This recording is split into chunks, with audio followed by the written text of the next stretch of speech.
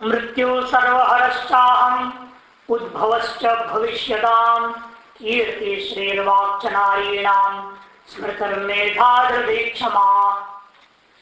मृत्यु सर्वहरश्चाहम्, तो मेरी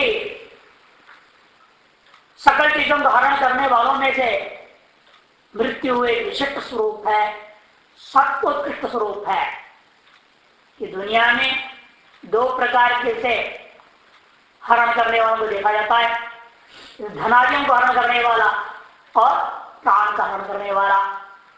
धनादियों को हरण करने वाले की संख्या अनेक है, धन का हरण कर रहा है, गाय का हरण कर रहा है, नहीं अनेक चीजों का। पत्नी का हरण कर लिया रावण ने, राम का पत्नी का पत्नी हरण, पुत्र हरण, पुत्री हरण, ये सब तो हो रहे संसार अनेक प्रकार की। जितनी चीज है उतनी चीजों की चोरी करने वाला आदमी भी उतनी है ना। स्वर्ण को, आभूषण को हरण कर रहा है कोई, किस चीज का धन आ जाए। और लेकिन सबसे खतरनाक है अंत वाला जो प्राण है, उनमें से प्राण हरण करने वाले जो मृत्यु रूप है, मृत्यु तो करता है प्राण है। पहले लोग क्या हमने मर्डर कर दिया, उसने मर्डर कर दिया, ऐसे कुछ भी कहे कोई, इन वास्तव में समय आने पर ही निमित्त मात्र हुआ है। निमित्त मात्र भगवत समझते हैं नहीं, और मारा तो मृत्यु नहीं। रोग से मर गए, इससे मर गए, उससे मर गए, ऐसा निमित्त मात्र है। सर्वहर है वो प्राण हर, सर्वहर है कि प्राण गया सबको ज्ञान कर क्या रह जाता है, कुछ भी नहीं रह जाता। बाकी तो भाई धनाधिहरण हुए तो कोई बात नहीं, फिर कमा लेंगे। अन्य कोई भी चीज की चोरियां हो जाते हैं तो उनका तो वापस आप प्राप्त भी कर सकते हैं ज्ञान प्रकार है ना, किंतु ये गया तो गया ही, फिर लौटने वाला नहीं, कहीं से प्राप्त नहीं कर सकते। ऐसा जो सर्वहर स्वरूप प्राण हरण करने वाला जो मृत्यु है वह मेरा सत्य उत्कर्ष विभूति विशेष समझो। उद्भवश्च भविष्यताम्, अतः एक करेंगे भाषा दो पक्ष ले रहे हैं, अथवा सर्वहर में ईश्वर लेना, प्रलय काल में क्योंकि सब कुछ हरण करता है, प्रलय काल में सब कुछ हरण कर देने के कारण से जो ईश्वर है वह मैं हूं। हाँ, सबको लय करने वाला, प्रलय करने वाला जो ईश्वर है वह मैं हूं, ऐसा अर्थ लेना। लेकिन एक और बात है, प्रमाद को भी मृत्यु कहा है। प्रमादम वही मृत्यु अहम ब्रवीमी, ऐसे है महाभारत में लिखा है 5वां सर्ग 43वां अध्याय 4था श्लोक। ये भी एक पक्ष समझना।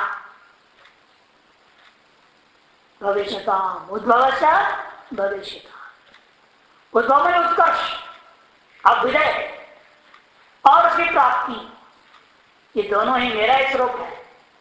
किनमें? भावी कल्याणों में, भविष्यता भविष्य में होने वाले जो कल्याण है, उत्कर्ष प्राप्ति की योग्य नाम, उत्कर्ष प्राप्ति की योग्य है जो, उनमें जो है मैं उत्कर्ष स्वरूप हूं। आपके अंदर जो उत्कर्ष है तभी तो आप उत्कर्ष के योग्य कल्याणकारी लोगों को प्राप्त कर लिया। और वो जो आपने उत्कर्ष आपने इकट्ठा कर लिया है वो उत्कर्ष सत्वगुण की वजह से है, नहीं तो क्या होगा? निकृष्टता रहेगी, दुर्गुण रहेगा, दुर्वासनाएं होंगे, खराब संस्कार होंगे, वो भगवान का स्वरूप नहीं, रजो गुण है वो। इसी सब विभूतियां सत्वगुण में भी, सत्व में भी उत्कर्ष को बताना चाहते हैं। तभी उसका चिंतन करोगे तो आप भी उसी स्थिति को प्राप्त कर सकेंगे, सत्वोत्कर्ष को प्राप्त कर जाएंगे। तद्वारा अंतर्निषद ज्ञान फलीभूत हो जाएगा। सारी विभूतियों में यही वर्णन हो रहा है। कुछ लोग गिनती कर दे, 75 विभूतियां यहाँ बताई गई है, ऐसे लोग गिनते हैं। और ये वास्तव में भगवान ने हमने कह दिया अनंत है, ये तो तुम्हारे लिए कुछ गिना दिया है, ध्यान करने लायक प्रमुख प्रधान का हमने गिनती कर दी है, ये कहेंगे। और नारियों में इस संसार में पैदा हुए हैं अनंत नारियां, अनंत पुरुष भी पैदा हुए हैं और अनंत नारियां भी पैदा हुई है।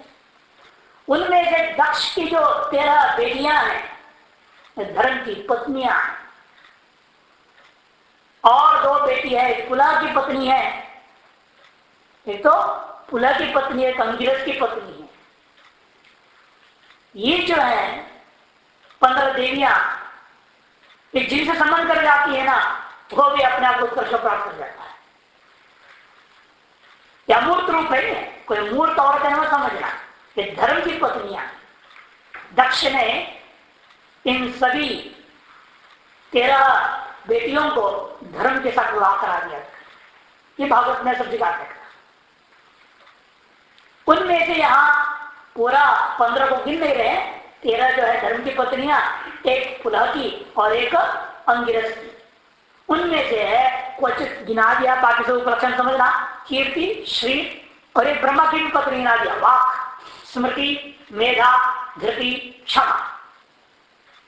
3 3 6 7 यह गिनाया हुआ है। इस 7 में से 15 तो दक्ष की बेटियां हैं और एक जो वाक है वो ब्रह्मा जी की बेटी है। प्रमाण बताऊंगा सर। श्रद्धा जो नाम नहीं है यहां, वो गिना रहा हूं पहले।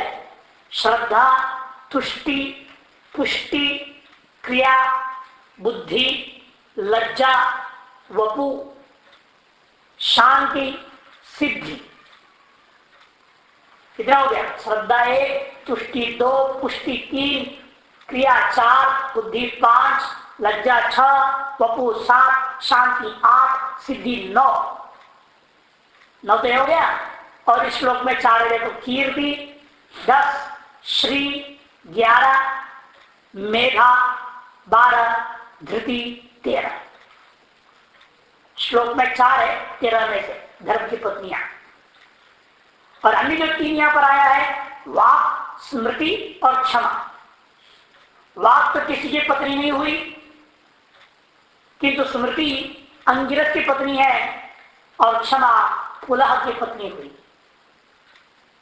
और इनको देखिए, ये सब वर्णन आपको मिलेगा ब्रह्मांड पुराण 9 अध्याय 50वां श्लोक, तो मुद्गल पुराण 2 6 12, द्वितीय सर्ग 6वां अध्याय 12वें श्लोकों से आगे आपको मिल जाता है।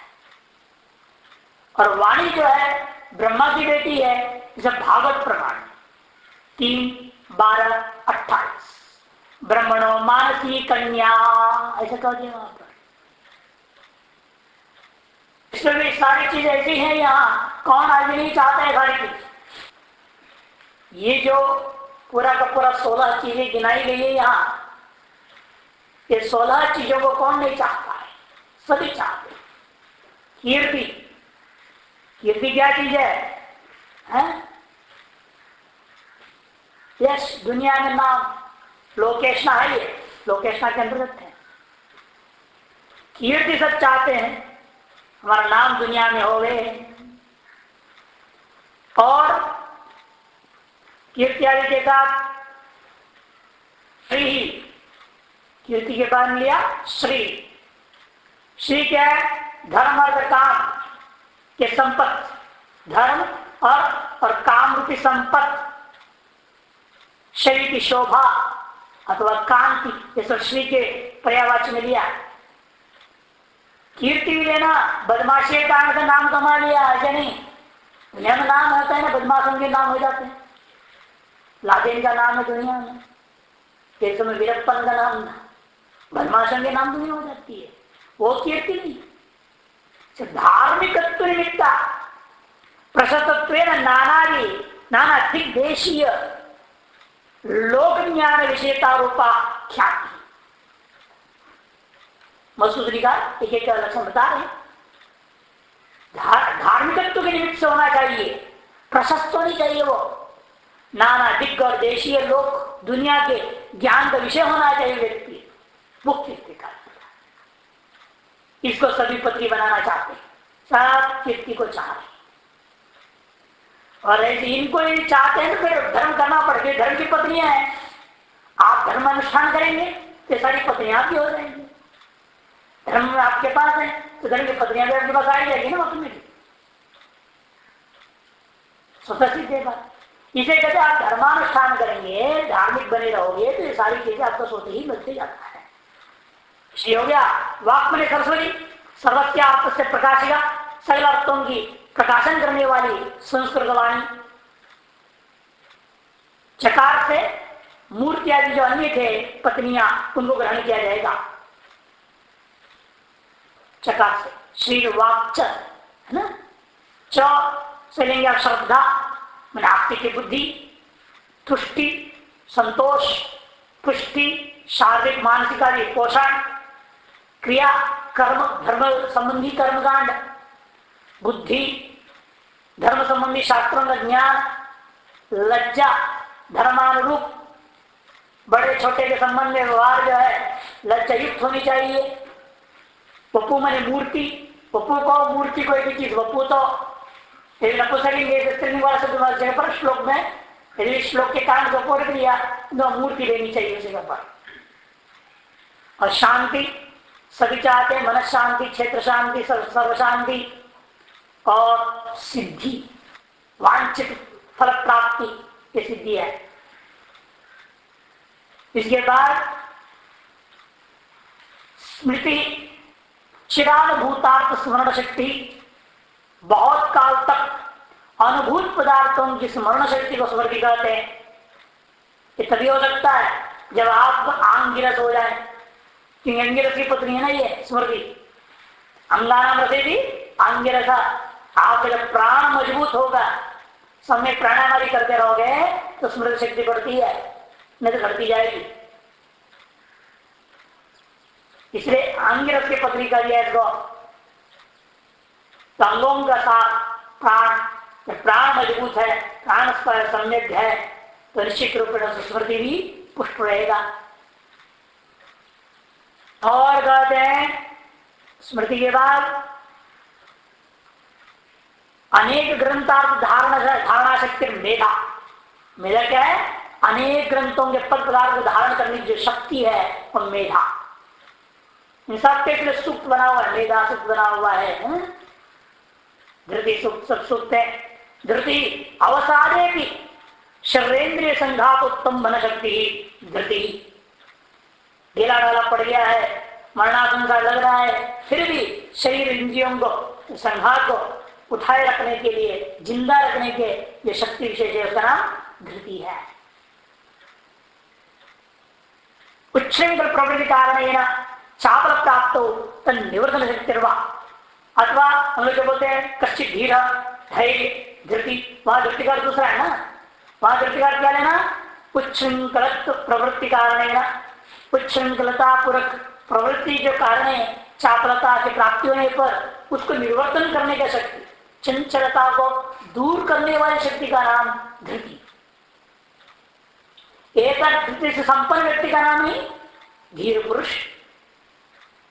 और क्षमा क्या है? हर्ष विषादी और अविकृत चित्तता, हर्ष विषाद आदियों में भी अविकृत चित्त हो जाना।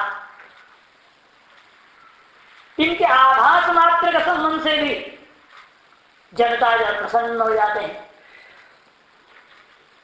भाष्यकार कहते हैं मृत्यु हो द्विविध हो, दो प्रकार की है मृत्यु। कौन से हैं?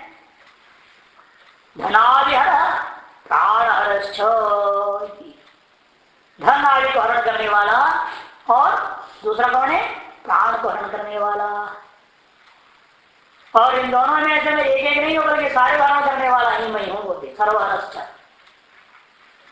मर गया तो आज गया, समय आते ही बड़ा एक सेकेंड भी ज्यादा नहीं छोड़ देना भगवान आपको। आप कहेंगे 1 मिनट रुक जाओ भगवान, मैं 40 सौंप दूं, बोले नहीं 1 सेकेंड भी नहीं, चल टाइम हो गया तुम्हारा। मैं सब हरण एक तुझे सब कुछ हरण करता हूं। अन्य जो चोर होते हैं बेचारे धनादि एकाल को हरण करने वाले होते हैं, और मैं धनादियों को सहित तो प्राण का भी हरण करने वाला होने से सर्वहर हूं। सर्वहर उच्चते स्वहम इत्यर्था, वह मेरा विशिष्ट सात्व स्वरूप है, ऐसे समझ विभूति है। अथवा पर ईश्वर प्रलय सर्वहरणात् सर्वदा स्व, पर ईश्वर प्रलय काल में सब कुछ हरण कर जाता है, इसलिए उसी का नाम सर्वर है। ऐसा जैसो मैं हूं, अर्थात मेरा वह विशिष्ट स्वरूप है, समझो। ये श्रीधानी उद्भव उत्कर्षो अभ्युदय तत्प्राप्ति हेतुश्च अहम्। उद्भव में उत्कर्ष, उद्भव से उत्पत्ति नहीं लेना है, उद्भव में उत्कर्ष, श्रेष्ठता आ गया, पवित्रता आ गई, पुण्य पूंजी बढ़ते जाता है, जैसे जैसे उत्कर्ष होते जाता है। इसे स्पष्ट करके उत्कर्ष कर दो, अभ्युदय और तत्प्राप्ति तुष्टा, उसे प्राप्ति का साधन। अभ्युदय और निश्चय दो ही होता है ना, तो अभ्युदय निश्चय का स धर्म, जिससे अभ्युदय और निश्चय की प्राप्ति होती है। अभ्युदय का स्वर्ग आदि ब्रह्मलोक पर्यंत अभ्युदय, निश्चय मोक्ष। अभ्युदय तत्प्राप्ति हेतुश्च अहम, केशाम, किनमें ऐसा उत्कर्ष आप है? भविष्यदाम भावी कल्याणानाम उत्कर्ष प्राप्ति योग्य।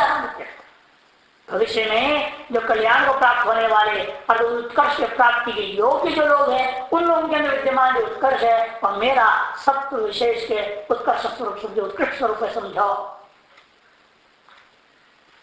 कीर्ति श्रीवाक्षनारी नाम मृदुर्मेधा क्षमा उत्तमा स्त्रीनाम, अनेक स्त्रियां पैदा हुई संसार में, उनमें से ये जो हम बता रहे 16 प्रकार की स्त्रियां, ये 16 स्त्रियां समझो उत्तम स्त्री है, स्त्रियों में उत्तम है, जिसलिए इनको सरिता कीर्ति श्री वाक् नारी नाम स्मृति मेधा हृदय क्षमा उत्तमा नारी नाम कर देते स्त्री नाम। अहमस्मी, ये सब मेरा ही रूप है, क्यों करे? ये सारी स्त्रियां सारा कुछ सब आपका ही रूप है, कहते इसलिए आभास मात्र संबंधे नापी लोक कृतार्थ महात्मा बद्यते, जिनके लेश संबंध थोड़ा संबंध होने मात्र से थोड़ी सी कीर्ति हो गई, आज बोलने लगा मेरा नाम हो गया दुनिया में, और खुश हो जाता है। थोड़ा सा धन आगे हाँ मैं धनी हो गया, अहंकार होने लगता है। सारे 16 आइटम खतरनाक आइटम है, एकमात्र धृति को छोड़ के सब बेकार। धृति और स्मृति, धृति और स्मृति को छोड़ के बाद भी सब फालतू है, सबको लेकर अहंकार होगा। यदि स्मृति का भी अहंकार हो जाता है, धर्मानुरूप स्मृति हो, धर्मानुरूप धृति हो, या धर्मानुरूप सारी चीजें भी अच्छी है, धर्म के अनुरूप हो, और व्यक्ति के अंदर विद्या वैराग्य हो, त्याग हो, सब कुछ हो, तब ये सारा उसके लिए भूषण हो जाएगा। नहीं तो सब दूषण ही है, एक दूसरे भला नहीं करने वाला। कि धृतराज ज्ञान होगा, ज्ञान का व्यायाम करो, मेरे जैसे कोई विद्वान नहीं, नाम दुनिया में हो रहा है, कीर्ति का अहंकार हो जाएगा, दूसरे को कुछ नहीं समझेगा। धन तो कहना ही क्या, धन जिसके पास पहुंचे वो तो असुर हो ही जाता है, असुर मंदिर असुर प्राण इंद्रिय भोग में लग जाता है। सब यही हाल है, इसलिए धर्मानुरूप हो, धर्मानुकूल हो और निश्रेष की ओर ले जाने वाले हो, तब ते सब कल्याणकारी हैं। कृतार्थम आत्मा मन्यते, आभास मात्र भाषण कहते हैं, आभास मात्र संबंध नाती। लोका मैंने जीव सामान्य प्राणी कृतार्थम मात्र अपने आप को कृतार्थ मानने लग जाते हैं, जिसके 16 पत्नियां पहुंच जाए धर्म की वजह से, फिर तो कहना ही क्या है, अपने आप पूर्ण कृतार्थ मान लेगा। बृहत् साम तथा सामनाम गायत्री छंदसामहं मासानां मार्गशीर्षोऽहं ऋतूनां कुसुमागरः। बृहत् साम तथा सामना, वेदों में सामवेद कहे थे, अब सामोवेद कौन श्रेष्ठ है, कौन सा मेरा विशिष्ट स्वरूप है, सत्य उत्कृष्ट स्वरूप है, तत्र बृहत् नामक जो साम है वह सामों में मेरा उत्कृष्ट स्वरूप समझो। तुम विधि हवामहे, ये मंत्र ऋचा 4-7-21 ऋग्वेद का, और यजुर्वेद में 27वां अध्याय 37वां मंत्र है ये। इस ऋचा में आरूढ़ होकर के गायक जाने वाले साम का नाम बृहत् साम। गायत्री छंद साम, और छंदों में मैं गायत्री छंद हूं। गायत्री छंद मेरा विशिष्ट स्वरूप है। ये देखिए पूरी गीता भगवान ने अपने श्री श्लोक में गाये नहीं है, अनुष्ठुप छंद में है, गायत्री छंद में तो है नहीं। कहते हैं मेरा विषय स्वरूप क्या है, गायत्री छंद है। कारण क्या है कि गायत्री के बिना आगे द्विज ही नहीं बन पाता है। सब शूद्र जन्मना जाते शूद्र। उपनयन संस्कार को जब गायत्री मंत्र को प्राप्त करता है तभी वह द्विजत्व को प्राप्त है। मैं मनुष्यों की मनुष्यत्व प्राप्ति का, मनुष्य के मनुष्य जन्म सबको मिल रहा है, इन मनुष्य जन्म मिलने के बाद मनुष्यत्व प्राप्ति का एकमात्र साधन भी है तो वह गायत्री, और वह गायत्री मंत्र गायत्री छंद में ही है। अतः वह गायत्री छंद मेरा स्वरूप है, गायत्री छंद सामान। और फिर गायत्री छंद का शांति को दूसरी भी अर्थ किया है, गयान प्राणान। गया कहते प्राण को, गय माने प्राण, प्राणान गयान त्रायते की गायत्री, प्राणों को रक्षा करने वाली होने से उसका नाम गायत्री है। और एक तीसरी कांड में कहानी आती है, उस कहानी में बताया हुआ है कि सभी छंद, छंद का काम क्या है, छंद किसको कहते हैं, छाये छंद, ढक दे, व्याप्त करके ढक दे। क्योंकि असुरों ने क्या किया, मंत्रों में घुस करके मंत्र को भ्रष्ट करने की कोशिश किया। कैसे भ्रष्ट करेंगे, गलत उच्चारण करेंगे। आप अपने मन मर्जी उच्चारण कर लग जाएंगे, कोई छंद निश्चय ना हो। अभी अनुष्ठुप छंद निश्चित है, इसे मन मर्जी उच्चारण नहीं कर सकते, श्लोकों को अनुष्ठुप छंद नहीं गाना पड़ेगा। तो उसमें असुर घुस करके आप उच्चारण को बिगाड़ करके पाप को प्रवेश नहीं करा सकेंगे। इसी श्लोकों में, मंत्रों में ये जो शब्दों का लय आदि तय करने के लिए, तैयार करने के माध्यम से एक छंदों ने क्या कर दिया, उसको ढक दिए, असुरों से बचा दिए। बारिश से बचने के लिए आप क्या करते हैं, अपने ऊपर छाते का ढक्कन लगा लेते, रेनकोट पहनते हैं, कुछ नहीं डालना पड़ता ना ऊपर, तब तो बचाओगे पानी से। उसी प्रकार पाप से बचना है। असुरों ने आपसे गलत उच्चारण करा रहे चाह रहे हैं, तो उससे बचेंगे कैसे, उसके लिए छंद बनाया कि छंद उसको असुरों से मंत्रों को उच्चारण में ढक देते हैं, गलत उच्चारण से बचा देते हैं। तो इससे पहले क्या हुआ था, गायत्री में ही सामर्थ्य थी, बाकी छंदों में भी नहीं था। इस गायत्री की वजह से बाकी छंदों में दम आ गया। तो इससे पहले जो छंद गया उसे एक आधा अक्षर गिर जाता था, चुप हो जाता था, कुछ रोज तक प्रयोग। ऐसे वेद में ही कहानी आया हुआ गायत्री के महत्व बताने के लिए। अन्य सारे छंद प्रयास करने के बावजूद भी विफल हो गए, लेकिन गायत्री छंद ऐसा नहीं हुआ, ये सफल रहा। और इसने क्या किया, दूसरों में हुआ जो छुट्टी है उसको पूरा भी कर दिया। उनके छूटे हुए अक्षर आदियों को लौटा करके उन्हें पूरा कर दिया। ये विशेषता होने से गायत्री को छंदों में मेरा विशेष स्वरूप समझो, सत्रूप समझो। देखा मासानाम मार्गशीर्षोहम, और मासों में मैं मार्गशीर्ष मास हूं। क्यों भाई, क्योंकि उस मास की पूर्णिमा में मृगशिरा नक्षत्र का संबंध है।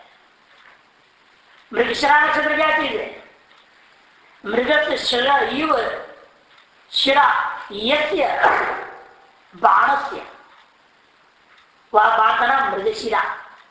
मृगशिरा नक्षत्र क्यों बना था, प्रकट क्यों है नक्षत्र, पैदा कैसे हो गया, कि ब्रह्मा जी ने जब अपना बेटी सरस्वती को पैदा किया, मानस पुत्री वाक को, उसके सौंदर्य देख कर मोहित हो गए और खुद सुसमन करना चाहते थे।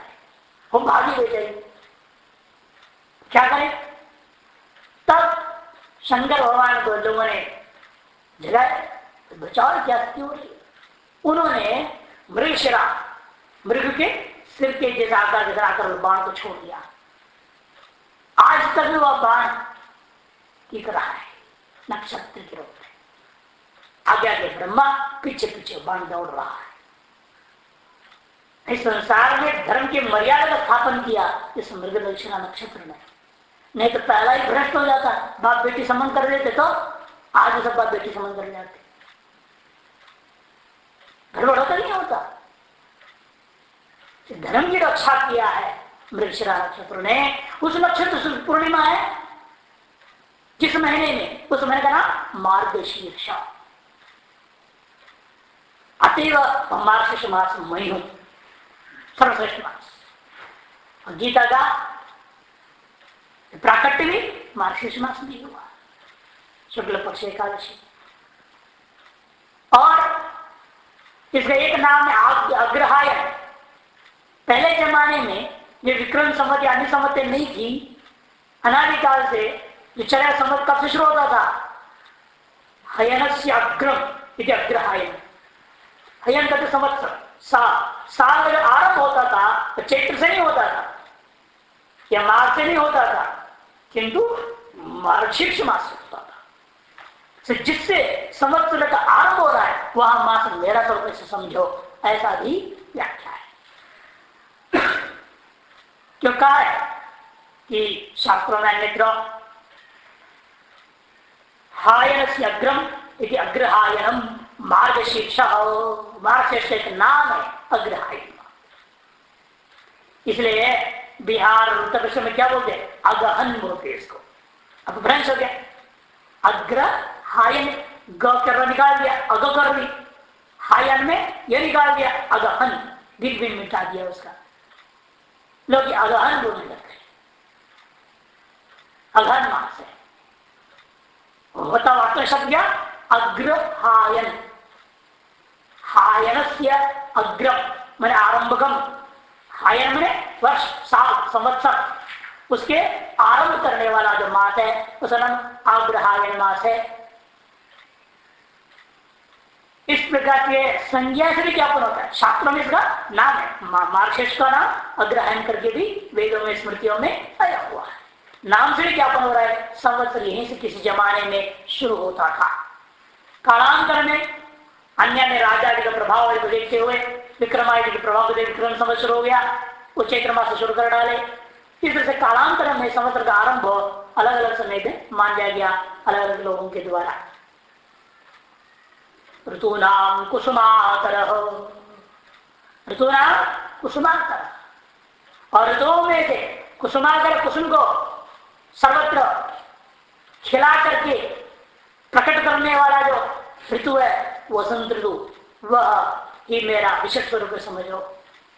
मुखम वा एतद ऋतूनाम यद वसंत, ऐसा तैत्र संहिता में 1-1-2-6 तैत्र संहिता, उस साथ मंत्र ले रहा है, वेद में आया हुआ है संहिता भाग में, यह मुख है सकल ऋतुओं का, मुख एतद ऋतुना। कौन सा? यद वसंत। इस मंत्र पर, वेद मंत्र पर भगवान कह रहे हैं इसे, जिसलिए सकल ऋतुओं का मुख के समान, मुख्य आरंभ के समान आरंभ यहां से होता है, ऋतुओं का आरंभ वसंत ऋतु से माना गया। अतः वह वसंत ऋतु मेरा विशेष स्वरूप है, सतगुण उत्कर्ष स्वरूप है, समझो, और उसमें मेरा ध्यान करना। भाष्यम बृहत् साम इति, बृहत् साम तथा सामना प्रधान अस्मित, सामों में मैं प्रधान रूपेण बृहत् साम हूं, ऐसे समझो। सभी ने मंत्र दिया है, तो विधि हवा में इस ऋचा में ही गायन किया जाता है जो वह बृहत् साम है। और कहते हैं नीलकंठी बता रहे, देखिए कृष्ण स्तोत्र विनियुक्तम इंद्रदेवत्यम तत्सामना मध्य अहमअस्मि। समिति हवा में ये ऋचा कब गाया जाता है? पृष्ठ स्तोत्रों में। पृष्ठ स्तोत्र कब होती है? 12 स्तोत्रों का नाम लिखा है ना, आद्य स्तोत्र है ना, भैष पवमान, माध्यम पवमान, आर्भो पवमान, जो सोमयाग के 12 स्तोत्र में होते हैं, तो जो पृष्ठ स्तोत्र है उस पृष्ठ स्तोत्रों में ये आ जाता है। वह पृष्ठ स्तोत्र में जो गाया जाता है विनुक्तम, ये इंद्र देवता का मंत्र है। इस मंत्र में इसको जब गायन करेंगे शाम के साथ, तब उस शाम वहां जो लागू हुआ वह बृहत् साम होता है। और पृष्ठ स्तोत्र सर्वेश्वरत्वेन इंद्र स्तुति रूपम अन्यतः श्रेष्ठत्वादहं गायत्री छंदसामहं, गायत्री आदि छंदो विशिष्टानां ऋचां गायत्री ऋग अहमित्यर्थः। गायत्री छंदसामहं का मतलब क्या है? गायत्री आदि छंदों से विशिष्ट जो ऋगार्य मंत्र है ऋचा, उन ऋचाओं में गायत्री ऋग ही मैं हूं समझो। गायत्री मंत्र सीधे सीधे उसके बारे में देवी देवी रहने के नीचे मसूदनी का वो कहानी संक्षेप में, चतुरक्षराणि हवा अग्रे छंदांसी आसु। पहले छंद 4 अक्षर के थे। ततो जगति सोमम अच्छा पतत सात्रीन अक्षराणि हित्वा जगाम। उससे जगति जगत में क्या हुआ? सोमम अच्छा पतत सात्रीन अक्षराणि हित्वा, वो सोम देवता संबंधी होकर के कुछ गिर गया उसमें से, तो क्या रह गया? कत 3 अक्षर, 3 अक्षराणि हित्वा जगाम। ततस्तुष्ट सोमम अच्छा पदत सा एकम अक्षरम, वह एक अक्षर को हो गया अलग। हित्वा आपतत तो गायत्री समच्छापत सातांच अक्षराणि हरंती, वह सारे अक्षरों को ढंग से उठा लिया। आगच्छति आगच्छत सोमम च तस्मात् अष्टाक्षर गायत्री, इसलिए गायत्री 8 अक्षर वाली हो गई। ऐसा आरंभ करके तथा गायत्राणि सर्वाणि समनानि गायत्री ये तद उपसृजम सृजामो नैति शब्द शब्द है। शतपथ ब्राह्मण में इस प्रकार से वर्णन किया हुआ है। और छांदोग्य गायत्री वेदम सर्वम भूतम इसमें कर दिया। पादों भूतानी सब है ना, गायत्री की महिमा में गाई गई वहां पर। गायत्री की इतनी महिमा है, आप क्या जितना भी दान ले और दान को कोई पाप नहीं लगता गायत्री जब करने वाले को। ये गायत्री का एक पाठ इस भूलोक के समान बता दिया, दूसरा पाठ बीच का लोक, तीसरा पाठ पूरा, और चौथे पाठ के लिए कोई लोक ही नहीं रह गया। ये चतुष्पाद गायत्री से जब कर डालेगा, उसे समस्त ब्रह्मांड को भी दान में ले लेता है, तो उसको कोई दोष नहीं लगता। जैसे भगवान वामन मन करके पूरा जगत को ही बलि से दान में ले लिया और कोई दोष नहीं लगा। क्यों? गायत्री स्वरूप खुद है, उनका हाथ दोष लगेगा इतना दान लेने का। और कहते ऋतु नाम षण्णा मध्य 6 ऋतुओं के बीच में कुसुमाकर है ना, सर्व सुगंधी कुसुमाना आकरो अधिरमणीयो वसंत। केवल सभी प्रकार के पुष्प खिलते हैं और रमणीय सुगंध से युक्त होता है पूरा वायुमंडल, इस वजह से हूं ऐसा ही नहीं, बल्कि अनेक वेद मंत्र दिया। देखिए, वसंते ब्राह्मण उपनयित, वसंते ब्राह्मण अभिनादीत, वसंते वसंते ज्योतिषाय जेत, तद्वै वसंत एवं अभ्यारभेद, वसंतो वै ब्राह्मण ऋतु हो। अनेक मंत्रों में वेद में वसंत के बारे में कहा कि ब्राह्मणों को उपनयन संस्कार वसंत ऋतु में होना चाहिए। ग्रीष्म में राजन्य, शरदीवैश्य वसंत ऋतु में ब्राह्मण का, क्षत्रियों को ग्रीष्म ऋतु और वैश्यों को शरद ऋतु में उपनयन संस्कार का वर्णन हुआ। आजकल जो है कई आश्रम वाले लोग संस्कार कराते हैं, ये कहाँ अलग अलग करते हैं, सब वर्ण वालों इकट्ठे शिवरात्रि पे करा दिया, शंकर जयंती पे करा दिया, गलत करते हैं। तो इसीलिए श्रुति विरुद्ध कार्य ऐसा नहीं होना चाहिए। ब्राह्मण के प्रवेश अपने अपने समय पर ही उपनयन संस्कार करना चाहिए। तो वो बता दो, जो वर्णों में श्रेष्ठ वर्ण ब्राह्मण वर्ण, उनके लिए वसंत ऋतु में उपनयन बताया। और ब्राह्मण अग्निनादीत, वसंत में ही ब्राह्मण को अग्नि का आधान करने चाहिए अग्निहोत्री बनने के लिए। और प्रत्येक वसंत ऋतु में निश्चित रूप में उसको ज्योतिष याद करना चाहिए। ज्योतिष अभ्यार भेद, वसंत ऋतु में अभ्यारोह संस्कार भी करनी चाहिए। इसलिए ब्राह्मणों का ऋतु विशेष है, वसंत ऋतु से समझो। अतएव वह ऋतुओं में सर्वश्रेष्ठ है और वह सत्वोत्कर्ष स्वरूप में विभूति स्वरूप में समझो। माता नाम मार्गशीर्षम ऋतु नाम कुसुमाकर वसंत। द्यूतम क्षयतामस्मि तेजस तेजस्विनामहं, जीवोऽस्मि व्यवसायोऽस्मि सत्तं सत्तवतामहम्। छल पूर्वक विजय को प्राप्त करने वालों में मैं द्यूत क्रीड़ा का स्वरूप विशेष को समझो। अनेक प्रकार से ठग करके विजय को प्राप्त किया जाता है। ऐसे ठगपूर्वक खेल कर जीतने की खेलों में से द्यूत क्रीड़ा मेरा विष्णु स्वरूप है। देखो तमोनी खेल है ना ये, उसमें भी उत्कर्ष होता है। जो शकुनी ने किया था ना ईश्वर के साथ, द्यूतम छलेतामस्मि तेजस तेजस्वी नाम हम, यह तो पुनरुक्ति जैसा लगता है। 7वें अध्याय में भी 10वें श्लोक में आया है तेजस तेजस्वी नाम हम। फिर यहाँ कहते तेजस तेजस्वी नाम हम, वहां यहाँ में अंतर करनी पड़ेगी, नहीं तो पुनरुक्ति दोष आ जाएगा। वही क्यों बोल रहे हो यहाँ पे? वहां पर क्या लिया था तेजा का? प्रागल्भ्यम किया था भाष्यकार ने। तेजा प्रगल्भ था, प्रगल्भ प्रकृष्ट गल्भ माने जो है उसकी दिमाग इतना उत्कृष्ट है, झटपट कोई भी चीज पकड़ लेता है।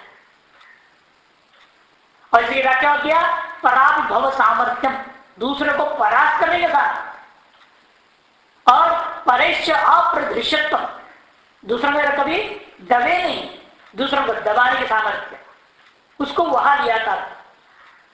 और यहां वही अप्रत्यत आज्ञा, टीकाकार करते हैं यहां अप्रत्यत आज्ञा का नाम तेज लेना, जिसकी आज्ञा जिसका आदेश कभी प्रतिहत नहीं होता। ऐसे लोगों में वो जो सामर्थ्य है, वह सामर्थ्य मेरा स्वरूप समझना। तेजस तेजस्वी नाम जयोस्मी, जितने नाम अध्याय करना पड़ेगा। जीतने वालों में जय मेरा स्वरूप है। और जब मैं नहीं मानता मेरा जीत मार जो फटकार पड़ गई। यह उपनिषद अस्माकं एवं महिमा अस्माकं विजयो, ऐसा लोगों ने कहा ना हमारी विजय, तुरंत एक स्वरूप प्रकट हो गया और समझा देते तेरा का विजय होने वाला भाई, और मेरा विजय ब्रह्म कर दिया। जय जो जेता जीतने वाले लोगों के अंदर जो विजय दिख रहा है, वो विजय मेरा स्वरूप है। व्यवसायों और व्यवसायियों में व्यापारियों में जो व्यापार स्वरूप है और मेरा स्वरूप है। सप्तम सत्वताम सात्विकाम अहम, और धर्म ज्ञान वैराग्य आदि जो सत्व का कार्य सत्व से लेना, धर्म ज्ञान वैराग्य आदि जो सत्व का कार्य है वो सत्वता साधु पुरुषों में जो धर्म ज्ञान वैराग्य दिखता है और मेरा स्वरूप है। अर्थात मेरा वह सत्व उत्कर्ष स्वरूप मान करके वो उपासना करनी चाहिए, उससे ध्यान करनी चाहिए। अच्छा भाष्य द्योता अक्षय लक्षण, अक्षय क्रीड़ा देवनाम क्रीड़ा दिव क्रीड़ा, अक्षय देवना लक्षण अक्षय क्रीड़ा, पासा फेंकना खेलना, किनमें है वह? छलयतान छल से कर्तृणास्मि, छल करने वालों में वह द्यूत क्रीड़ा जो है अक्षय क्रीड़ा, वह मेरा विशिष्ट स्वरूप है, सब उत्कृष्ट स्वरूप समझाओ। सभी में दिखा रहे, स्थावर में जंगम में नहीं, सभी में जो सर्वोत्कृष्ट तत्व होगा ध्यान करने योग्य, वह मेरा विशिष्ट सत्व उत्कृष्ट स्वरूप है, ऐसे बार बार बता रहे हैं। तेजस्वी नाम तेजो भाषा कोई अर्थ नहीं करते हैं, नाम की लिख रहे इसलिए पुनरुक्त दोष का निवारण करने के लिए। तेजम ने अप्रत्यत आज्ञा, जय में उत्कर्ष, व्यवसाय फल हेतु उद्यम, फल प्राप्ति करने जो आप व्यवहार करेंगे क्रियाकलाप करते हैं उसका व्यवसाय।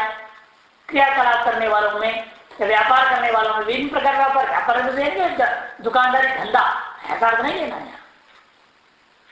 कुछ भी फल पाने के लिए आप जो भी क्रियाकलाप करते, ब्राह्मण क्षेत्र वैश्य चार वर्ण लेना, इसलिए चार आश्रम वाले, फल प्राप्ति के लिए जो उद्यम किया जाता है, जो मेहनत किया जाता है, वह मेहनत मेरा स्वरूप है। इसलिए जो जितना मेहनत करता है उसको जितना फल मिलता है।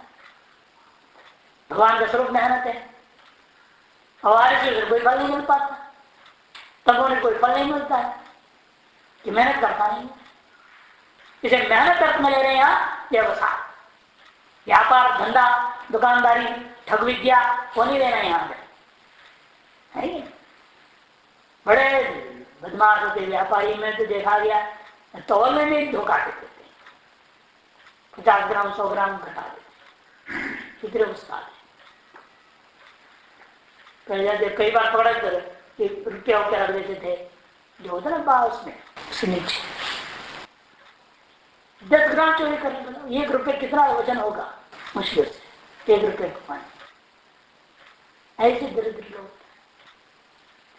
वो व्यापार से यहाँ मतलब नहीं, व्यवसाय का तात्पर्य कोई भी वर्ण वाला हो, कोई भी आश्रम वाला हो, जो किसी न किसी फल प्राप्ति में जो कर्म कर रहा है, क्रियाकलाप कर रहा है, उद्यम करता है, उसका व्यवसाय। सत्वम सत्वताम हम, सत्वम का व्याख्या कर रहे हैं अंग्रेजी में धर्म ज्ञान वैराग्य सत्व कार्य सत्व, धर्म ज्ञान वैराग्य जो सत्व का कार्य है वही सत्य शब्द बोलना, वह जिन सत्पुरुषों में रहता है, वह जो रह रहा है सत्पुरुषों में धर्म ज्ञान वैराग्य ऐश्वर्य, वह मेरा ही विशिष्ट स्वरूप समझो। कृष्णीनाम वासुदेव अस्मि पांडवानाम धनंजय मुनीनाम व्यासः कवीनाम उशना कवि। वृष्णीनाम वासुदेव अस्मि, वृष्णिवंश एक वंश है, मधुवंश में भी सम्मिलित माधव भी कहते भगवान को, या मधु नाम के राक्षस को मार दिया ऐसे मधुसूदन भी कहते हैं उनको। तो वृष्णिवंश में जो पैदा हुए हैं, अवतरित हैं, उनमें से वासुदेव का पुत्र वासुदेव मेरा स्वरूप खुद बोल रहे हैं, मैं वासुदेव जो हूं, मैं वृष्णिवंशियों में सत्य उत्कृष्ट स्वरूप मेरा स्वरूप है। साक्षात श्रोताओं भी विभूति मत में जो पाठ कर रहे हैं, ज्ञापन कर रहे हैं, यहाँ पर ये जब बोल रहे थे वो अपना समष्टि स्वरूप से बोल रहे थे कि समष्टि स्वरूप में स्थित होकर के बताया ना, अमुक चीज की व्यक्ति रूपता में मैं ये सत्योत्कर्ष हूं, अमुक की व्यक्ति रूपता में मैं ये सत्योत्कर्ष हूं, ऐसे प्रत्येक व्यक्तियों में जो सत्योत्कर्ष है वो बता। तो समष्टि भाव में स्थित होकर बोलने के कारण से है, और वृष्णिवंश क्या है, एक व्यष्टि चीज है। समष्टि में रह करके व्यष्टिगत अंतर्गत जो वृष्णिवंश है उसमें जो सत्योत्कर्ष है वो वर्णन करते हैं। इसी प्रकार से समष्टि भाव स्थित होकर के ही व्यष्टि के अंतर्गत विद्यमान जो कुरुवंश पांडव, उनमें से अपने आप बता रहे मैं धनंजय हूं। अरे अर्जुन तुम मैं ही हो, तुम कौन हो, मैं ही। अरे जो मैं और मैं हूं ही, लेकिन दोनों ही जो देख रहा है द्वैत, यह द्वैत तत्वंश में जो दिख रहा है, व्यष्टि भाव में जो दिखाई दे रहा है, वह तत्व व्यष्टि के अंतर्गत विद्यमान सत्योत्कर्ष स्वरूप समझना।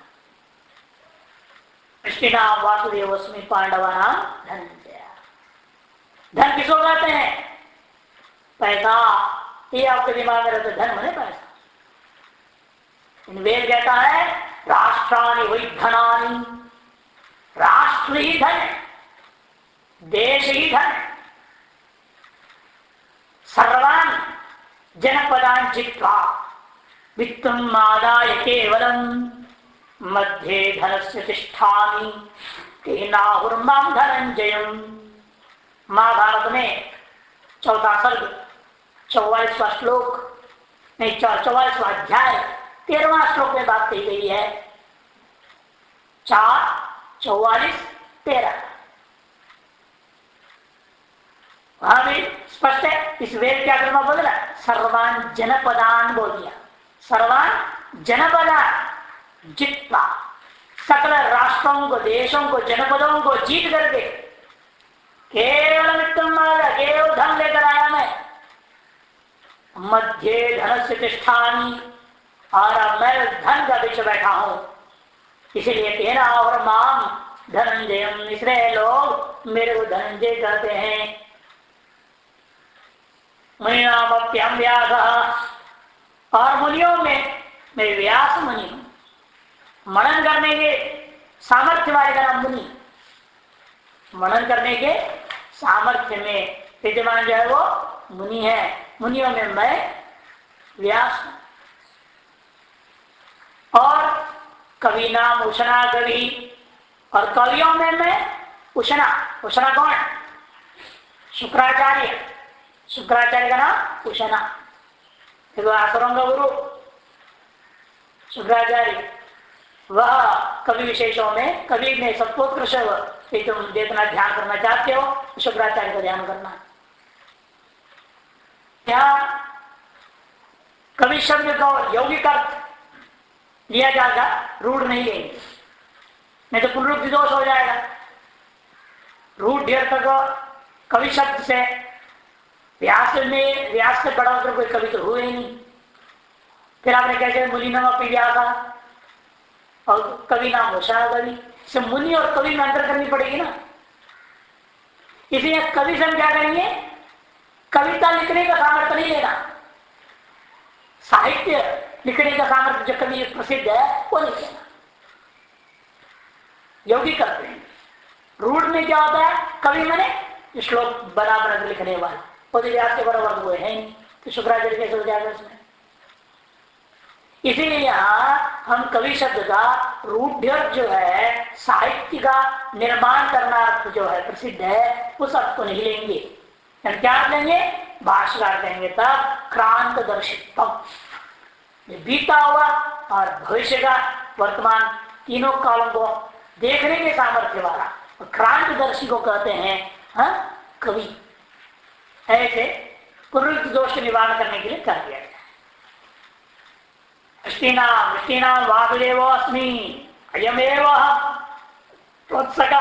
अरे यही शरीर जो तुम देख रहे हो, कोई दूसरा नहीं समझना, वसुदेव का बेटा, यही जो वसुदेव का बेटा जो तुम्हारा मित्र है, यह विष्णुवंशियों में सप्तोत्कर्ष प्रतीक है। और पांडवानाम धनंजय है तुम्हें, और पांडव में धन को जीतने वाला जो तुम, वो तुम ही हो, सप्तोत्कर्ष करो। अगर दोनों में अभेद कर दिया, ये नहीं, विष्णुवंश में सप्तोत्कर्ष मैं हूं और पांडवंश में सप्त तुम हो, दोनों सप्तोत्कर्ष से दोनों में कोई भेद नहीं है। तो तुम इसी तरह से बोल दिया यहाँ पर, विष्णु वासुदेव स्मी पांडव धनंजय से तो तुम ऐसे बोल दिया गया, तत्मय हो और तुम हो, और तत् और तुम का भेद हो गया। दोनों ही सत्पुरुष है, दोनों ही एक ही चीज की स्वरूप विशेष है। औपाधिक भेद है, निरुपाधिक एकता है। मुनि नाम मननशीला नाम सर्व पदार्थ ज्ञानी नाम अभी अहम व्यास। मननशील मैंने सर्व पदार्थ के ज्ञानवान पुरुष में, ऐसे लोगों में से मेरा सप्तोत्कर्ष स्वरूप जो है व्यास है। कवि नाम भाष्य करते क्रांत दर्शनाम उष्णा कवि रश्मि। क्रांत दर्शियों में मैं उष्णा कवि हूं, समझो। उष्णा में शुक्र, हाँ दीर्घा साफ लिख रहे हैं, उष्णा शुक्र। कवि शब्द तो योगी को न रूढ़ अनुरूप्या, कवि शब्द यहाँ योगी की लेनी है, रूढ़ नहीं तो पुनरुक्त दोष हो जाएगा। दंडो दमयतामस्मि नीतिरस्मि जिगीषताम् मौनं चैवास्मि गुह्यानां ज्ञानं ज्ञानवतामहम्। ज्ञानं ज्ञानवतामहम्, पर दंडो दमयतामस्मि, दमयित्री नाम दमन करने वालों में मैं दंड रूप को समझो। दमन करने राजा वगैरह जो है दंड देते ना, उत्पथ मार्गियों को नियंत्रण में जो दंड होता है, वो दंड स्वरूप मेरा इस रूप में समझो, तभी दुनिया ठीक ठिकाने करेगा। दंड नहीं है संसार में फिर तो मन माने चलेगा। आज ही के दंड नाम लिख रहा नहीं, क्या किसी का मर्डर भी कर दे, कुछ भी कर दे, कोई दंड नहीं मिलता किसी को। इसलिए कहते हैं ऐसे लोग जब तक रहे दंड नहीं है तो श्रृंखला हो जाएगा, धर्म अधर्म अधर्म फैलेगा, धर्म कहाँ रह जाएगा। दमन करने वाला, अथवा दूसरा क्या है शांतो दांत तितिक्षु, इंद्रियों को दमन करने वालों में से दमन रूप क्रिया नहीं हो समझ। दम का जो कारण, दम का कारण क्या है, इंद्रियों का आप दमन कब कर सकते हैं, जब विषयों से वैराग्य होगा, नहीं दमन तो होगा नहीं। दमन का जो कारण होता वैराग्य है वो मेरा। जिन्होंने इंद्रियों को दमन कर रखा है, उनमें जो दमन का कारण होता वैराग्य आदि है, वो मेरा स्वरूप विशिष्ट स्वरूप समझो। नीति रश्मि जिगीषताम, जीतने की इच्छा रखने वालों के अंदर मैं नीति का स्वरूप समझो। रीति को, उचित नीति को अपनाए बिना कोई जीत नहीं सकता। किसी भी स्तर में जीतना है तो सम्यक नीति अपनानी पड़ती है, नहीं तो हार जाएगा आदमी। कहीं कूटनीति, कहीं राजनीति, नहीं कहीं धर्म नीति, कहीं अर्थनीति, जहां जैसा अलग अलग प्रकार की नीतियों को अपना करके साम दाम दंड भेद, साम दाम दंड भेद। पहले साम है, अनुनय भी नहीं कर लो, प्रेम से समझाओ, मान लिया तो ठीक है, नहीं मानता दमन, ढंग फटका रहो, तब भी नहीं मानेगा दंड, पीटी दो तो थप्पड़ लगाएगा, तब भी नहीं मानते फूट डाल दो, भेद पैदा करो, तभी मेरे पास साम दाम दंड भेद इत्यादि इस प्रकार जो नीतियों का वर्णन है, उन नीतियों को जो अपनाता है वही जीतता है। जीतने की इच्छुक लोगों में जो नीति छिपी हुई रहती है, वह नीति मेरा सर्वोत्कृष्ट सत्व का स्वरूप समझो। और मौनम चैवास्मिक विज्ञानम, रहस्यपूर्ण तत्वों में मैं मौन का दो अर्थ है, एक तो वाणी का संयम, वाणी मौनी है, आगे 24 घंटा तो पता नहीं है विद्वान की क्या है, क्या पता चल रहा, मौनी मौनी हो बैठे हुए बुढ़े, हमें क्या पता चल सकता क्या ज्ञान है क्या नहीं है, क्या मेरा सामर्थ्य है, कुछ ही नहीं समझ में आएगा, पता ही चलेगा। रहस्य में वांग मौन एक उत्कृष्ट स्वरूप है। अथवा दूसरा अर्थ में संन्यास श्रवण मनन पूर्वक जो निधिध्यासन है वो मौन, कि पुराण प्रश्न का है मौनी न बाले तिष्ठा से, मौन कर निध्यासन लिया हुआ है। इसे यहाँ पर भी कहते हैं संन्यास श्रवण और मनन से युक्त जो निध्यासन है वह निध्यासन मौन समझना। ज्ञान ज्ञानवतामहम, ज्ञानवान पुरुषों में जो ज्ञान देखते हो वह मेरा सर्वोत्कृष्ट स्वरूप समझो। सकल प्रकार के अज्ञान का विरोधी जो ज्ञान है वह मेरा विशेष स्वरूप है, यह समझना है। इसलिए देखो मसूदनी में गुह्यानाम गोप्यानाम मध्य संन्यास मरण पूर्वकम आत्मनिध्यासन लक्षणम मौनम वामस्मी। और ज्ञानवदान ज्ञानियों में भी उसी के फलभूत को लेना, ये श्रवण मरण निध्यासन परिपाक प्रभवम अद्वितीय आत्म साक्षात्कार रूपम सर्व अज्ञान विरोधी ज्ञानम तद अहम अस्मि, वो मेरा स्वरूप है। मौनम से निध्यासन और ज्ञानम से उसका फल आत्म साक्षात्कार, वो मेरा स्वरूप है, ऐसा समझना चाहिए। भाष्य दंडो दमयता दमयित्रीण, दमन करने वालों में राजाओं के अंदर जो दंड देने का दम है, दंड है, दंड शास्त्र उनके दिमाग में बैठा हुआ है, वो दंड शास्त्र स्वरूप मेरा ही स्वरूप समझो। और कहते हैं अथवा दांतानाम दमकान, दांतान माने जिन्होंने इंद्रियों का दमन कर लिया, ऐसे लोगों में कोई इंद्रियों के दमन करने के जो कारणीभूत वैराग्य है वो मेरा स्वरूप है। नीति रश्मि जिगीषताम जितम इच्छता, जीतने की इच्छा रखने वालों में मेरा स्वरूप नीति है समझो। मौनम चैवास्मिक गुह्यानाम गोप्यानाम, गोप्य वस्तुओं में मेरा स्वरूप मौन स्वरूप है। रहस्यमय पदार्थों में मौन ही मेरा स्वरूप है। ज्ञानम ज्ञानवदामहम स्पष्टम,